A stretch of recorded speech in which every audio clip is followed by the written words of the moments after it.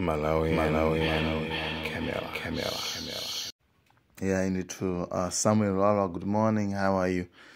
Akambao konkani kuzandi mirengo ya foja hii. Shimezi kujire kufoja huko. Ndiye very good akutijana nkulu wamene.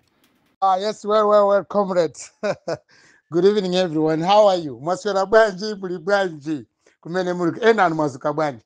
Now, comrades, inekwanga kungosangala koka basi. I'm just a happy person, very happy, because with my campaign in search of a good leader, the project yomwe you can't just say kwambiri anthu. Today, thank you very much the people of Mzimba Sorora. Nangwenda mu Sorora, ninaenda constituency ya Sorora kuona kodi how are people faring when we mention name of Daso Kabambe. No, Mzimba Sorora is for Kabambe. Vanyake ena sarisokuneze ku Mzimba Sorora kuya. Tingo konza hapo mina kumbali ama MP ni makansala. Koma na Mzimba Sorora as a presidential candidate kwatu ku Mzimba Sorora. Thank you very much of people of Mzimba Sorora for your messages, goodwill messages to the president Washpancha ITM. You know, comrades, what is happening here in Mzimba? Ndizodabwisa kwambiri. Choyamba ndithokoze kwambiri the Inkosi Amakosi Gomani akuncheu. I have to thank Inkosi Amakosi Gomani. Angoni akuncheu ndena kuti ndathokoze kwambiri. Of course, ineso kunoko ndinda angoni akunzimba. Komana angoni akuncheu. Alinawo umuntu. Mulungu adalise. No wonder ntakuncheu ndogwirizana kwambiri. Ndinaona pamaliro ABN. The Ngonis of Ncheu, they're much better than Angona Kumzimba. Taona nkhani ya Bushiri. Kani ya Bushiri, Angona Kumzimba, Ncheu.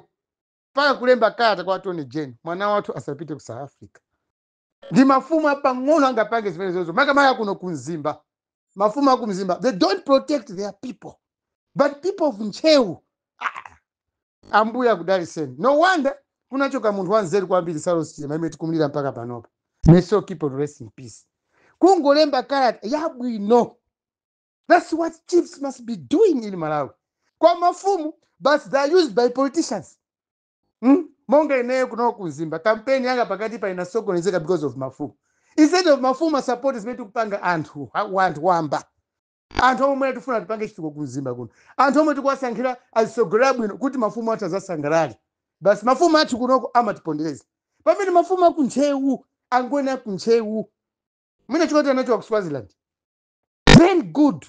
Kumene kwa Inkosi Amakosi Gomani, please, aphunzitseni mafumu akunzimba how good to live with people. Ife tikamapanga zitukuko, tikamapanga zabwino. Anthu ena kunja kumati yamika. Inonso mafumu muzitithandiza kutiteteza. Kwa mafumu akunzimba amatha kummangisa munthu kukhoti.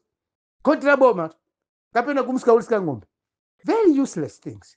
So, zikomo kwambiri ineyo sina sanane na kale kuti Bushiri must not be extradited kuti apite ku South Africa. Ndi wakwatu, ndi mwana wakwatu. Angalagwe chotani, ndi mwana wakwatu. Asakafere maiko ayene yake ngati mene mafumu ena maganiza Malawi munomu. Thank you very much anda kuncheu. No wonder kuncheu kunachoka leadership ya munthu amene tikune paka pano pa Saros Chilima. Anthu akuncheu ndino anthu abwino, muonesa mtima wabwino kusala mafumu onse. Muno Malawi, keep it up. Let's comrades, let me come to my daily issue.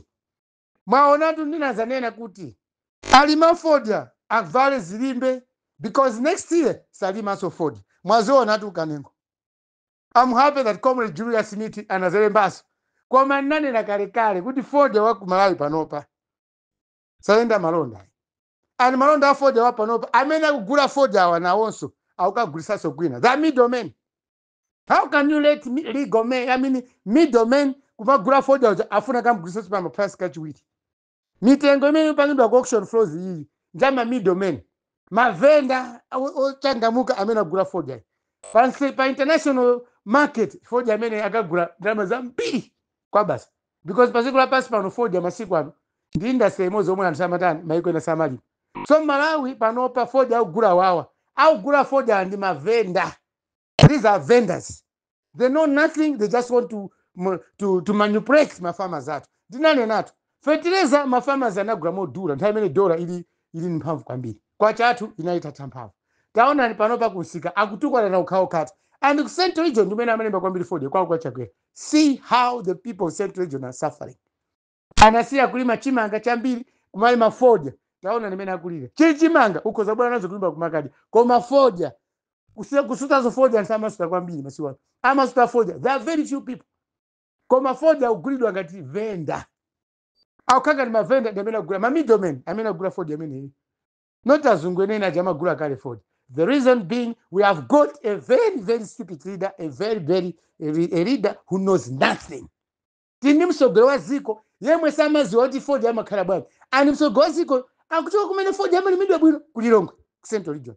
Koma libe nzeru zote ziko, tukodi Ford ya mani, tipanga bwaji. The whole president, the whole cabinet, akazati ma members of ma ministers, auchoka Central Region. Taona anitu mwapu edekesa antwanu wa umu. Atu anatenga zingongole za nifi. Abweza bwa mwakhulira ngongolezi mukakhulika ngongolezi mezi ndalama zina zoyendesera boma zachokera kuti. This has been a waste of resources. People struggled kuti Ford ndi mvula zovutavuta anthu kukongola kugula mafetereza kupasibe kutenga ngongole kuti agule modula koma taona ni mitengo ya Ford. They will not even pay maintenance awo. Sakhaso bwino kuti mina zafikeso next season they will not be okay. Ndinani na kale kuti boma la Malawi Achakwera chomwe anakwisa atawa boma, he failed to define what is poverty pa Malawi standard. Analephera kwa azungutu kuma Germans, kuma British ni ma Americans. Ndi mabungu akulu World Bank, you can mention them. International Monetary Fund, you can mention them. Amalawi Achakwera analephera to define what is poverty in Malawi ngati msogolo wa ziko. He failed this test. As a result, maiko ena akungoti tayi. Because Achakwera kama muntu wanzeru, first thing to convince mzungu, akanapanga define what is poverty in Malawi. So ukaziwa, umphawi wako kumalawi kundoti, muntu uko wapanga nchabwera, chanzeru. Chimozi muntu ukaziwa umphawi wako, kuti ineyo nchito ikundisowa, makobila kumandisowa, umapita kumuzu kalima. Koma ngati wensu uziwa umphawi wako, you can't progress. So Achakwera, tinambika pampano, he does not know what is poverty. Umphawi Achakwera chakuziwa. Nanji mena ni State House akuja zaulere. Saziwa ndi umphawi womwe. Anthu amene amafuna athandize ziko lawo, amene amafuna athandize Malawi kuno. Ananena kuti Achakwera should tell us what is poverty. Kodi kumayiko na mati umphawi ndi chani? Kusowa nyumba, kusowa kugwisa malodi, kusalima. What is poverty? Chimozi panopa mkati muone campaign imene apanga Deso Kabambe. Very clear campaign.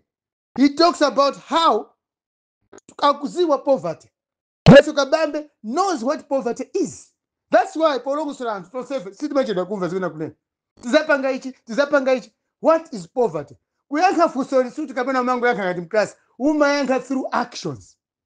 Umaonesesa kuti zomwe zingakuthandize wewe kusiko kwanu, zomwe zili pamphuno, zomwe zili nyumba mwako, uzigwirise ntchito ndi nzeru zako ndi ubongo wako, ukupemphera kwa Mulungu wako. Ndizimene zimapangisa ziko kukhala kupita pasogolo.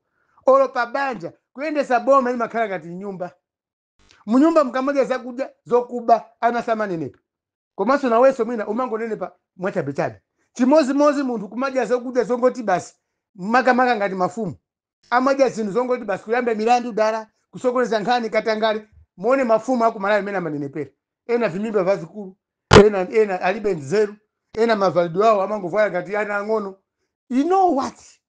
Because you don't understand yourself. So Malawi tinati a time. Chilima amaziwa what poverty is. That's why amapanga ma public lectures. That's why he talked about mindset. Because when people are doing, if you want to say to develop, we're not mindset yako isinthe. Kusintha ndikuvomereza kuti fe amphawi koma tufuna tilemere. Tufuna lese Malawi mnazikhabwe. Chakwera never answered that question until today. Taona ndikufodi yako mena ntakulilira. Is that not trying to say to promote poverty? Achakwera topanga promote poverty. Moda panga reduce poverty. So comrades Malawians, the type of Chakwera safunikaso utazikamba zoti yai ineyo ka Vision 2063 yai alibe ndi vision yomwe. Vision yai kulu inali last year kwa unikele alimi kodi apanga bwanji. Ngati kulephera kuunika vision yomwe ili pamphuno. Vision yomwe imakhala every rainy season. Ndiye ungakambe za 2063. Is Chakwera okay in his brain? telling us about 2063. Komanso mkati muone Achakwera, he's been a wastage in office. Taona ni anthu amene Achakwera amapasa ulemu mafumu. How much money are chiefs getting in Malawi? Mafumu eneni ma village headman amananda 10,000. Ma group village headman mamulumuza namananda 20,000. What can 20,000 take a fumu to? Mafumu atu akupanga makana amene that's why mafumu atu they're so corrupt and so useless. You can't give the whole chief yemwe masunga antu almost 100 ukumpata 10,000 kwa chapa mwezi. Ukumpaza matumba awiri afeteza fumu. That's why mafumu atu akumalawi kuno akumalawi kuno ndo aturo opusa akapita ku state house amangula mikazina zilizonse because they get peanuts from government. And mafumu samazoti ndamene oponiziwa kwambiri ndi anthu andale ngati ndi anthu opusa ngati china Chakwera. You can't give mafumu omwe kusunga anthu ambiri mbiri. You give them 10,000 a month. Masiku ano ndi kusowa kwa misewu kuipa fumu imalephera kubwera ku banki uzatenga ndalama. Because transport only ndalama ya 10,000 ngati kuno kumzimba. Fumu ichoke kumbala chanda izatenge 10,000 kumzimba boma kuno. Pamene transport is over 40,000. 50,000 pita ndikubwera from Machana to here. So mafumu akumalawi so naso mafumu ena ndino atulo. Mafumu ochanga mkaoka mwina likunjewu. Amoneka kwa smart. Bawo mafumu akunjewu amoneka kwa smart. Mafumu ukaronga amoneka kwa smart. Mafumu unkadabe amoneka kwa smart. Kwa mafumu akwati kunzimba kuno ma group village headman amoneka ngati mina vantu vakufunda wakati. Nzeru zawo pamene zagora sizikoneka. How can you praise government or how can you work with the government when the government is only giving you 10,000 kwacha? Even bono laka chaso kuti ugule pa masiku ano kuti ulezere anthu atatu 10,000 si makwana. So amene mkuyamika ayi mafumu ise mafumu tigwire chino la boma. You cannot work with the government and yet the government is giving you 10,000. Boma likupa 10,000 ngati fumu. What are you going to benefit? Boma ulitanza bwachi. So what I'm trying to say is Achakwera. Azinzawo Achakwera mafumu azibusa. Ose mene mwakamkona upita state house ama yapika Achakwera. Mukati maone moyo wao. Zitwapi za anthu. Useless people. Mundu waka president umafuna anthu ochangamuka kuti akuthandize koma awaiyayi. Let me stop here. The other thing is like this. Taona ni campaign ya Desu Kabambe mene kutengera anthu pano. Every day Desu Kabambe is getting grounds, is gaining grounds. Wakaenda kumene kwaenda Kabambe ali yeso opita kusonkhano meja ali ndi vote. Kusonkhano ya Kabambe meta panga research 95% anthu amapanga attend misonkhano ya Desu Kabambe anapanga register and have made their mind to vote for Desu Kabambe. That's why kuenda kumene kwenda Desu Kabambe kulibe myalatu. Kulibe zoti ayi misonkhano ukata. We so stop wa Desu Kabambe anthu okangana ndalama. Everything is perfect. Do you know why? Kabambe loves this country the way I do. Ineso nimegona kwambiri ziko latu. That's why sini magonja.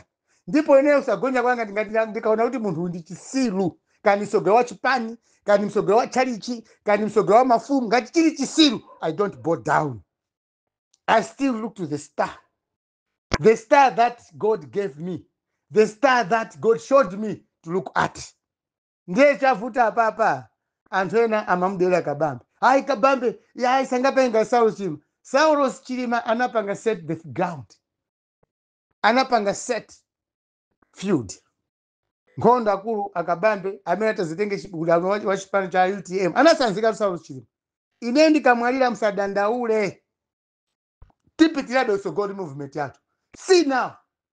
Kungoona Desu Kabambe lero ku Southern region. Bwanji mitima yanu mene yakazikira mara. When he was in the north, timagaza mwina ku north ndimeta mkonda kwambiri Kabambe. See what is happening Southern region. Mawa pita kulo washiri. See what is happening. Si mugona bwina mawa. And nena mungo dikira. Kumango panga. And for those people who are talking about alliances. Ndawu ya alliance hii.